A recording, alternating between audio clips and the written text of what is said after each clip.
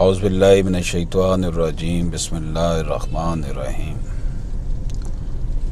لقد جاءکم رسول من انفسکم عزیز علیہ ما عنتم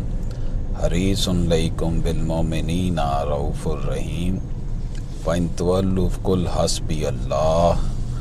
لا الہ الا هو علیہ توکلت وهو رب العرش العظیم۔ اللہ اکبر اللہ اکبر اللہ اکبر۔ یہ زندگی جو ہے کسی وقت بھی ختم ہو جانے والی ہے۔ اللہ پاک نے انسان کو اس دنیا میں بہت تھوڑے عرصے کے لیے بھیجا ہے۔ ہمارے آباء و اجداد آج ہمارے لیے واقعہ بن گئے ہیں، کل کو ہم نے بھی واقعہ بن جانا ہے۔ اس لیے جتنا بھی ٹائم، جتنے بھی لمحات اللہ پاک نے ہمیں دیے ہیں اس دنیا میں، ہمیں اس کا جو ہے وہ بہتر استعمال کرنا چاہیے۔ موجودہ دور میں جب کہ نفسا نفسی کا عالم بن چکا ہے، رشتوں کی پامالی ہو رہی ہے، اور ویلفیئر اسٹیٹ کا جو کانسیپٹ ہمیں قرآن دیتا ہے، نبی پاک صلی اللہ علیہ وآلہ وسلم نے دیا، اس کا عملی نمونہ ہمارے ہاں نظر نہیں آتا، بلکہ وہ کفار جنہیں ہم کہتے ہیں کہ جناب وہ کافر ہیں، وہ اپنی عوام کی اسی طرح جو ہے وہ خدمت کر رہے ہیں جس طرح کہ خدمت ایک سوشل ویلفیئر اسٹیٹ کو کرنی چاہیے۔ تو سوشل ویلفیئر اسٹیٹ کے کانسیپٹ کو عملی جامہ پہنانے کے لیے ضروری ہے کہ قرآنی تعلیمات کا جو ہے وہ قرآنی تعلیمات پہ اوپر عمل کیا جائے، اور معاشی طور پر، سماجی طور پر جو ہے وہ انصاف کی فراہمی ہو۔ پاکستان کا عدالتی نظام جس زبوں حالی کا شکار ہے، اور پاکستان کے عدالتی نظام میں جس طرح کے مسائل پیدا ہو چکے ہیں، لوگ عدالتوں میں جانے سے ڈرتے ہیں، لوگ سمجھتے ہیں کہ عدالتوں میں ہمیں انصاف نہیں ملے گا، پولیس کرپٹ ہے، پولیس سے آپ انویسٹیگیشن کا کام بھی لے رہے ہیں، پولیس سے آپ سیکورٹی کا کام بھی لے رہے ہیں، پولیس سے جو ہے وہ پولیٹیکل سٹیبلٹی کے لیے اپنے حواریوں کی حفاظت اور دوسروں کو تھریٹ کرنے کا بھی کام لیتے ہیں۔ تو ایسے معاشرے میں پولیس کا رول جہاں تحفظ کی بات کرتی ہے، پولیس کو محافظ کہا جاتا ہے، اس سے لوگ اس سینس میں ڈرتے ہیں کہ یہ ہمارے اوپر ظلم کرے گی۔ افسوس کا مقام ہے کہ جو ادارہ تحفظ کے لیے قائم کیا گیا ہے وہ نفرت کا نشان بنتا چلا جا رہا ہے، بلکہ بن چکا ہے۔ کسی طرح کی بھی جو فائدہ یا نقصان یا مسئلہ یا مسائل ہو، کوئی تکلیف ہو، تو پولیس اسٹیشن ہی حکومت کی عملداری کے لیے، لوگوں کی فلاح کے لیے کام کرتا ہے۔ لیکن یہاں پر آپ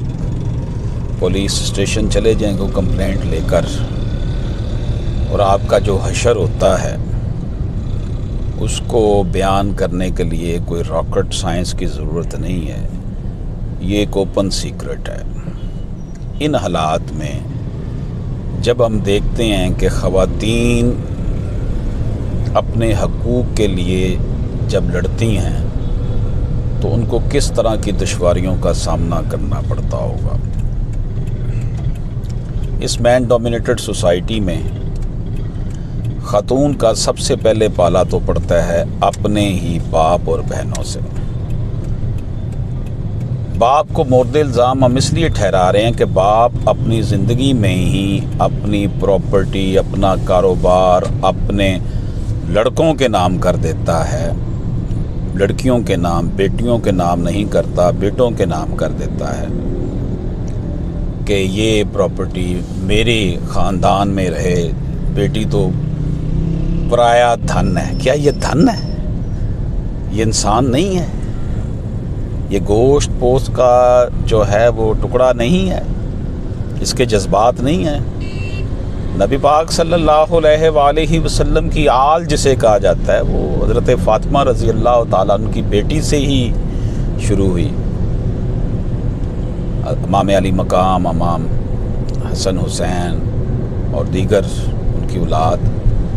آپ کی نورینہ اولاد جو تھی وہ تو وفات پا گئی تھی آپ کی زندگی میں۔ تو یہ ڈسکریمنیشن جو ہے، اس سے پھر مغرب جو ہے یہ سمجھتا ہے، یورپ، امریکہ، برطانیہ یہ سمجھتے ہیں کہ ہمارے ہاں صورتحال بہتر نہیں ہے، ایکویلٹی نہیں ہے۔ تو کیا پھر وہ یہ سوچنے میں حق بجانب نہیں ہے؟ اسی سے پھر ان کو موقع ملتا ہے اور وہ یہاں پر اپنی این جی اوز کے ذریعے لبرلزم، فاشزم پھیلاتی ہیں، اور اسی ان ایکویلٹی کا یہ شاخسانہ ہے کہ یہاں پر کیونکہ نہ جاب میں انوائرمنٹ کنڈیوسو ہے لڑکیوں کے لیے، فیمیلز کے لیے، ایون ان کو معاشی طور پر کمزور کرنے کے لیے آغاز اس کا گھر سے ہی باپ اور بھائی کر دیتے ہیں، جس سے وہ مسائل کا شکار ہو جاتی ہیں، عدم تحفظ کا شکار ہوتی ہیں۔ شادی کرنے کے بعد خاوند کے پاس جاتی ہیں، وہاں پر ایک نیا میدان سجتا ہے، اس کو اپنے سسرال والوں کی آشیرواد، اپنے خاوند کی آشیرواد کے لیے جو ہے وہ اپنا جو ہے اپنے آپ کو مٹی کرنا پڑتا ہے۔ یہ میں جمہور کی بات کر رہا ہوں، ہر جگہ کہ ایسا نہیں ہوتا، بڑی اچھی اچھی فیملیز بھی ہیں جہاں پہ رسپیکٹ ہوتی ہے۔ میں اوورال بات کر رہا ہوں جو میرا ایکسپیرینس ہے پریکٹس کے دوران، وکالت کے دوران۔ تو پھر آپ مجھے یہ بتائیں کہ پھر وہی یورپ، امریکہ جو ہے وہ لبرلزم، فاشزم، اسی کے پردے میں پھر وہ اس کو پھیلاتا ہے۔ یہی وجہ ہے کہ یہ میرا جسم میری مرضی کے نعرے جو لگے اور نام نہاد ہیومن رائٹس کے نام پر جو ہے وہ عجیب و غریب قسم کی باتیں یہاں پر کی جاتی ہیں۔ تو اس سارے قصے میں بیس سمجھنے کی ضرورت ہے کہ شروع میں پرابلم کہاں پر ہے۔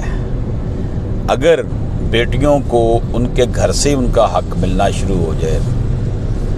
ہمارے یہاں لا ہونا چاہیے کہ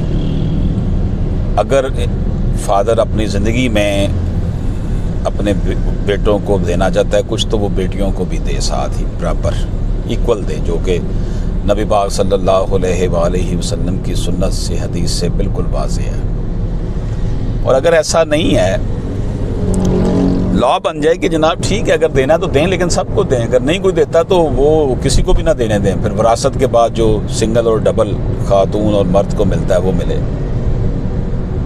یہ قانون ہونا چاہیے کہ کسی قسم کی کا ہبہ، کسی قسم کی تملیک نہیں ہونی چاہیے ڈپرائیو کر کے۔ اسی بات کو honourable supreme court of Pakistan نے اپنی ججمنٹ جو 2021 فیبروری میں آئی، جس میں جسٹس قاضی فیصل صاحب نے لکھا، اور کے پی کے چیف جسٹس مرحوم اللہ تعالیٰ ان کو غریق رحمت کرے، جسٹس سیٹھ وقار صاحب کا بھی جو فیصلہ تھا کہ یہ ڈپرائیو کر کے ہبہ کے نام پر، گفٹ کے نام پر، تملیک کے نام پر، دستبرداری کے نام پر، بیع کے نام پر جو بیٹیوں کو محرومی کا سلسلہ ہے، اس کو غیر قانونی انہوں نے قرار دیا۔ لیکن ہماری جو سول کورٹس ہیں وہ اس طرح کام نہیں کرتی جس طرح انہیں کام کرنا چاہیے۔ ہماری سول کورٹس میں یہ ہوتا ہے کہ جناب مکھی پہ مکھی ماری جاتی ہے، اس کو اسی طرح ٹریٹ کیا جاتا ہے جس طرح کہ کوئی سیل اور پرچیز ہو گئی ہے۔ حالانکہ یہ وراثتی معاملہ جو ہوتا ہے اس میں وہ معاملات نہیں ہیں۔ وراثتی معاملہ جو ہے یہ تو اللہ پاک کے قانون کے تحت چل رہا ہے۔ اوپن سیکرٹ ایکٹ قرآن میں واضح بتا دیا، آئین بتا رہا ہے کہ پبلک پالیسی کے خلاف ہے کسی کو اس کی پراپرٹی سے محروم کرنا، تو جب یہ کلیئر ہے بات کہ یہ وارثان میں سے ہے خاتون، میں خاتون کی بات بار بار اس لیے کر رہا ہوں، بعض کیسز میں بیٹوں کے ساتھ بھی یہ سلوک ہوتا ہے، لیکن زیادہ جو ہے وہ جمہور جو معاملہ ہے وہ خواتین کے ساتھ ہی ہے۔ بیٹے پریشرائز کر لیتے ہیں باپ کو اور اسے سب کچھ لکھوا لیتے ہیں۔ تو ان حالات میں اگر ہم یہ بات سمجھتے ہیں کہ بیٹیوں کو ان کو وراثتی حصہ ملے صحیح طریقے سے، تو یہ نل اینڈ وائڈ قرار دے دے ایسی کوئی بھی ٹرانزیکشن جو ان دی لائف باپ کر رہا ہے اور وہ اس میں اس کو محروم کر رہا ہے۔ قانون سازی تو ظاہر ہے بن چکی، جب سپریم کورٹ آف پاکستان نے فیصلہ دے دیا تو پھر اس میں پیچھے کیا رہ گیا؟ اور سپریم کورٹ آف پاکستان کا فیصلہ جو ہے وہ لا آف لینڈ ہوا کرتا ہے، اس کے فیصلے کو عدالتی فیصلہ اس فیصلے کو ہی ملک کا قانون سمجھا جاتا ہے۔ دوسری میری گزارش یہ ہے، یہ ہوا بھی تھا، پنجاب حکومت نے کیا بھی تھا، کہ یہ جو ایپلیٹ کورٹس ہیں 3 بنی ہوئی ہیں، ڈسٹرکٹ کورٹس، ہائی کورٹ اور سپریم کورٹس، ان کی تعداد میں کمی کی جائے اور جیوری کو بٹھایا جائے، یہاں پر جیوری کام کرے، ایک کی بجائے 3 جج بٹھا دیے جائیں تاکہ معاملے کو صحیح نظر سے دیکھا جا سکے۔ لیکن افسوس کی بات ہے کہ یہ جو سسٹم ہے، سول پروسیجر کوڈ کا شاخسانہ جو ہے، اس نے ہمارے معاشرے میں بڑی بے چینی پیدا کی ہوئی ہے۔ لکیر کے فقیر بنے ہوئے ہیں، کیس 15 20 سال 30 سال چلتا ہے، بندے فوت ہو جاتے ہیں، اور پھر ایسے انصاف کا کیا فائدہ؟ جسٹس ڈیلیڈ جسٹس ڈینائڈ تصور کیا جاتا ہے۔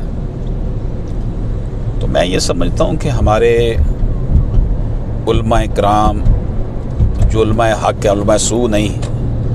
جو حکومتی پے رول پر ہوتے ہیں، انہوں نے ہر حال میں حکومت کی ہاں میں ہاں ملانی ہوتی ہے۔ وہ تو نبی پاک صلی اللہ علیہ وآلہ وسلم کی تعلیمات کو پس پش ڈال کر صرف حکومت کے ترانے گاتے ہیں۔ ایسے علماء کی میں بات نہیں کر رہا۔ وہ لوگ اور جو ہیومن رائٹس ایکٹیوسٹ ہیں، ہمارے وکلاء میں جو لوگ انسانی حقوق کے حوالے سے کانشیسنس کا ضمیر کے کہتی ہیں،